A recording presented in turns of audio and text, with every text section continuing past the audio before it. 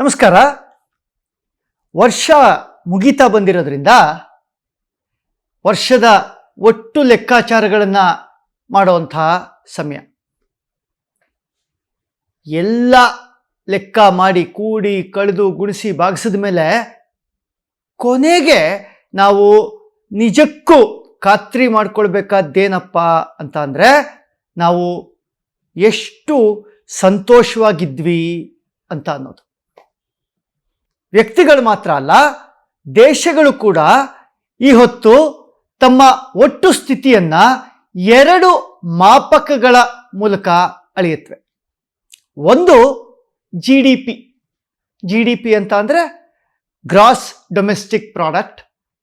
ಅದು ಏನಪ್ಪ ಅಂತ ಅಂದರೆ some total of all the products and services that gets produced in a country. ಒಂದು ದೇಶದಲ್ಲಿ ಆಗುವಂತಹ ಎಲ್ಲ ಉತ್ಪನ್ನಗಳು ಸೇವೆಗಳ ಒಟ್ಟು ಮೊತ್ತ ಏನಪ್ಪ, ಅದು GDP ಅಂತ ಕರೀತಾರೆ. ಅದು ಇಟ್ಸ್ ಅನ್ ಎಕನಾಮಿಕ್ ಇಂಡಿಕೇಟರ್.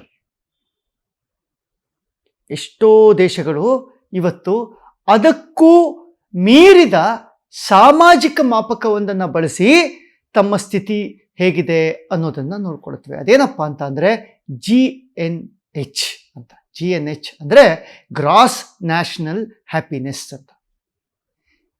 ವರ್ಷ ನವೆಂಬರ್ ತಿಂಗಳಲ್ಲಿ ಈ ಹ್ಯಾಪಿನೆಸ್ ಇಂಡೆಕ್ಸ್ ಏನಿದೆ ಅದು ಪ್ರಕಟಗೊಳ್ಳುತ್ತೆ. ನೀವು ಅದನ್ನು ಪತ್ರಿಕೆಗಳಲ್ಲಿ, ಟಿ ವಿಲಿ ನೋಡಿರ್ತೀರಿ. ಪ್ರತಿ ವರ್ಷದಂತೆ ಈ ವರ್ಷ ಕೂಡ ಈ ಹ್ಯಾಪಿನೆಸ್ ಇಂಡೆಕ್ಸಲ್ಲಿ ನಮ್ಮ ದೇಶ ದುರದೃಷ್ಟವಶಾತ್ 150 ದೇಶಗಳ ಪಟ್ಟಿಯಲ್ಲಿ 126ನೇ ಸ್ಥಾನದಲ್ಲಿದೆ. ಅದನ್ನು ನಾವು ಎಷ್ಟರ ಮಟ್ಟಿಗೆ ಒಪ್ಪಬೇಕು ಬಿಡಬೇಕು ಅನ್ನೋದ್ರ ಬಗ್ಗೆ ಬೇರೆದೇ ಚರ್ಚೆಗಳು ನಡೀತಾ ಇವೆ. ಆದರೆ ಒಂದಂತೂ ನಿಜ,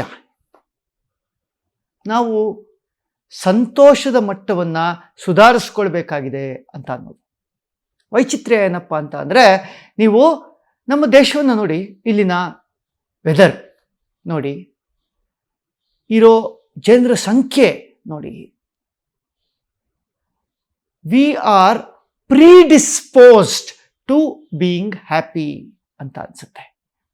ಯಾಕೆ ಅಂತ ಅಂದರೆ, ವಿಜ್ಞಾನಿಗಳು, ವೈದ್ಯರು ಹೇಳೋ ಪ್ರಕಾರ ಇಲ್ಲಿನ ವೆದರ್ ಹೇಗಪ್ಪ ಇದೆ ಅಂತ ಅಂದರೆ, it promotes the secretion of all the happy hormones R hormones that are conducive for happiness. Okay, serotonin, melatonin, endorphin, ಆ ಥರದ್ದೇನೋ ಹೆಸರುಗಳು ಹೇಳ್ತಾರೆ.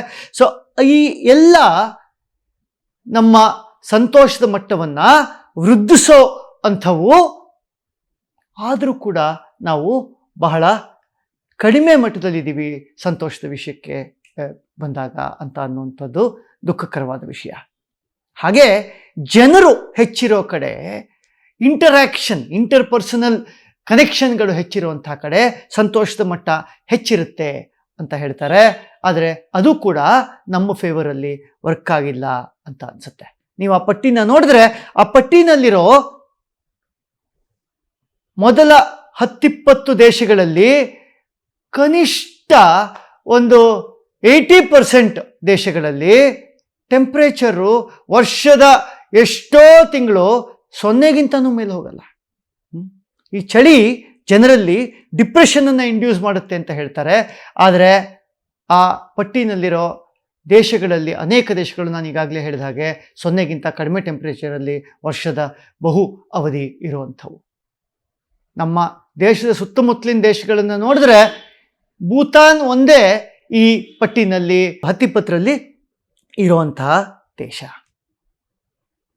ಈ ಪಟ್ಟಿಯ ವಿಷಯ ಹೇಗಾದರೂ ಇರಲಿ, ಅದನ್ನು ನಾವು ಎಷ್ಟು ಮಟ್ಟಿಗೆ ಒಪ್ತೀವಿ ಬಿಡ್ತೀವಿ ಅಂತ ಅನ್ನುವಂಥದ್ದು, ಮತ್ತು ಅದರ ಸುತ್ತ ನಡೆಯುವಂಥ ಚರ್ಚೆಗಳು ಹೇಗಾದರೂ ಇರಲಿ. ಉದಾಹರಣೆಗೆ ಒಂದು ಚರ್ಚೆ ಏನಪ್ಪ ನಡೆಯುತ್ತೆ ಅಂತ ಅಂದರೆ, ಅದು ಹೇಗೆ ನಾವು ಪಾಕಿಸ್ತಾನ್ಗಿಂತ, ಬಾಂಗ್ಲಾದೇಶ್ಗಿಂತ, ಅಥವಾ ಇನ್ಯಾವುದೋ ಶ್ರೀಲಂಕಾಗಿಂತ ಅದು ಹೇಗೆ ನಾವು ಇನ್ನೂ ಕಡಿಮೆ ಸಂತೋಷದಲ್ಲಿದ್ದೀವಿ, ಈ ಮೊದಲಾದಂತಹ ವಿಷಯಗಳ ಬಗ್ಗೆ ನಾವು ಆರ್ಗ್ಯೂ ಮಾಡ್ತಾ ಇರ್ತೀವಿ.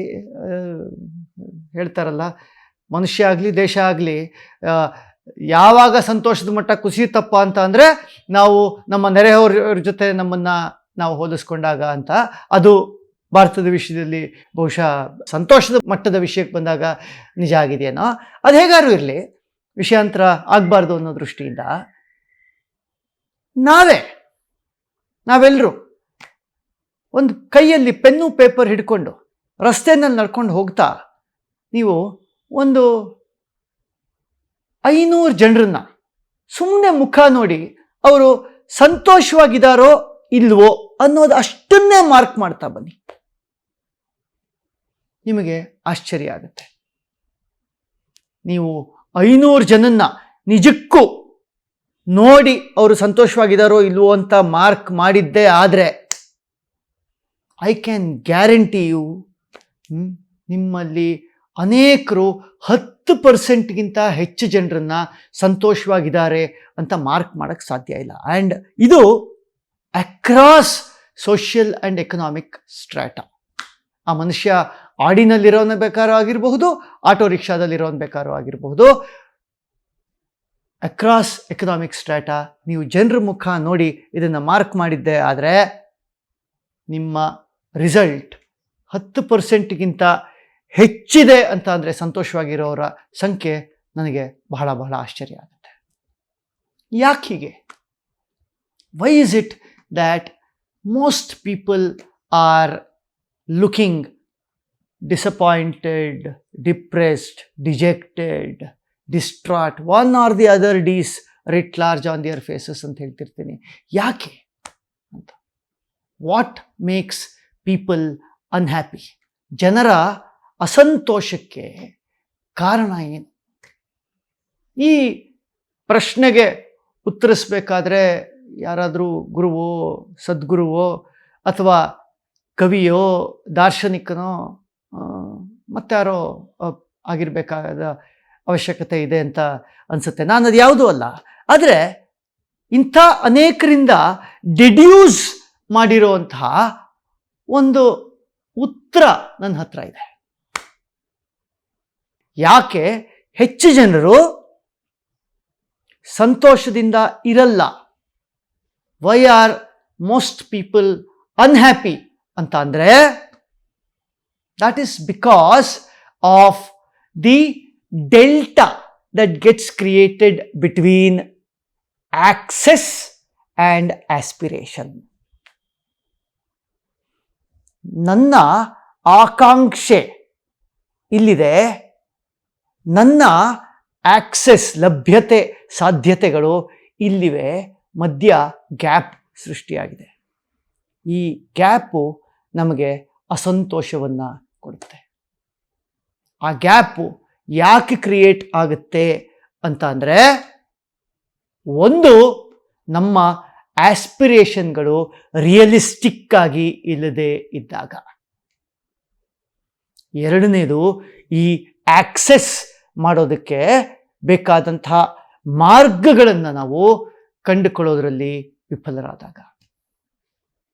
ಇದು ವಿವರಿಸ್ತಾ ಹೋದರೆ ಬಹಳ ದೀರ್ಘವಾದ ಮತ್ತು ಇಂತಹ ಇನ್ನೊಂದು 10 ಎಪಿಸೋಡ್ಗಳನ್ನು ಮಾಡಬೇಕಾದಂತಹ ವಿಷಯವಾದ್ದರಿಂದ ಇಲ್ಲಿಗೆ ಬಿಡ್ತಾ ಇದ್ದೀನಿ.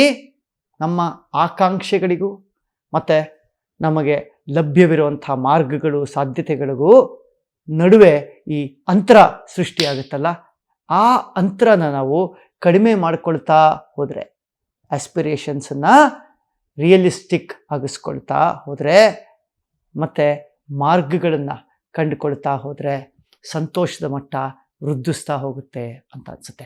ಈ ಕೆಲಸ ವ್ಯಕ್ತಿಗಳು ಮಾತ್ರ ಮಾಡೋದಲ್ಲ, ವ್ಯಕ್ತಿ ವ್ಯವಸ್ಥೆ ಎರಡೂ ಒಡಗೂಡಿ ಮಾಡುವಂಥ ಕೆಲಸ. ಆದ್ದರಿಂದಾನೇ ದೇಶಗಳ ವಿಷಯದಲ್ಲಿ GNH ಮಟ್ಟದಲ್ಲಿ ಯಾವ್ಯಾವ ದೇಶಗಳು ಮೇಲ್ಸ್ತರದಲ್ಲಿವೆಯೋ ಆ ದೇಶಗಳನ್ನೆಲ್ಲ ಗಮನಿಸಿದಾಗ ನಮಗೆ ಗೊತ್ತಾಗೋದು, ಸಂತೋಷದ ಮಟ್ಟಕ್ಕೂ ಒಟ್ಟು ಆ ದೇಶದಲ್ಲಿ ಇರುವಂತಹ ವ್ಯವಸ್ಥೆಗೂ ನೇರವಾದ ಪೂರಕವಾದ ಸಂಬಂಧ ಇದೆ ಅಂತ ಅನ್ನುವಂಥದ್ದು. ಈ ಸಂತೋಷವನ್ನು ಕಂಡುಕೊಳ್ಳುವಂತಹ ಹಾದಿನಲ್ಲಿ ನಾವು ಒಂದು ದೇಶವಾಗಿ ಸಾಕಷ್ಟು ದೂರವನ್ನು ಕ್ರಮಿಸಿದ್ದೀವಿ. ಜನಸಂಖ್ಯೆ ತುಂಬ ಹೆಚ್ಚಿರೋದ್ರಿಂದ ನಾವು ಈ ಪ್ರಯಾಣದಲ್ಲಿ ಇನ್ನಷ್ಟು ದೂರ ಸಾಗಬೇಕಾಗಿದೆ, ಅದು ವೃದ್ಧಿಸ್ತಾ ಹೋಗುತ್ತೆ ಅಂತ ಅಂದ್ಕೊಳ್ಳೋಣ. ಆದರೆ ವೈಯಕ್ತಿಕ ಮಟ್ಟದಲ್ಲಿ ನಾವು ಸಂತೋಷವನ್ನು ವೃದ್ಧಿಸ್ಕೊಳ್ಬೇಕು ಅಂತ ಅಂದರೆ ನಾನು ಈ ಮುಂಚೆ ಹೇಳಿದ ಹಾಗೆ ಅದನ್ನು ಒಂದು ನಮ್ಮ ಒಟ್ಟು ಸಂತೋಷವನ್ನು ವೃದ್ಧಿಸ್ಕೊಳ್ಳೋದು, ಆಸ್ಪಿರೇಷನ್ಸನ್ನು ರಿಯಲಿಸ್ಟಿಕ್ ಆಗಿ ಇಟ್ಕೊಂಡು ಆಕ್ಸೆಸ್ ಮಾರ್ಗಗಳನ್ನ ಕಂಡುಕೊಳ್ಳೋದ್ರ ಮೂಲಕ. ಎರಡನೇದು ಸಂತೋಷವನ್ನು ಇತರರ ಕಣ್ಣಿನಲ್ಲಿ ಕಾಣೋ ಮೂಲಕ. ಈ ಹೊತ್ತು ಈ ವರ್ಷದ ಒಟ್ಟು ಲೆಕ್ಕಾಚಾರದಲ್ಲಿ ನಮ್ಮ ಸಂತೋಷದ ಮಟ್ಟ ಏರಿರಲಿ ಅಂತ ಆಶಿಸ್ತಾ ಧನ್ಯವಾದಗಳು. ಅನುಕ್ಷಣದ ಸುದ್ದಿಗಳಿಗಾಗಿ ವಿಸ್ತಾರ ಯೂಟ್ಯೂಬ್ ಚಾನೆಲ್ ಸಬ್ಸ್ಕ್ರೈಬ್ ಮಾಡಿ, ಬೆಲ್ ಐಕಾನ್ ಕ್ಲಿಕ್ ಮಾಡಿ. ಸುದ್ದಿಗಳ ಅಪ್ಡೇಟ್ಸ್ಗಾಗಿ ವಿಸ್ತಾರ ಆಪ್ ಡೌನ್ಲೋಡ್ ಮಾಡಿ. ವಿಸ್ತಾರ ನ್ಯೂಸ್, ನಿಖರ ಜನಪರ.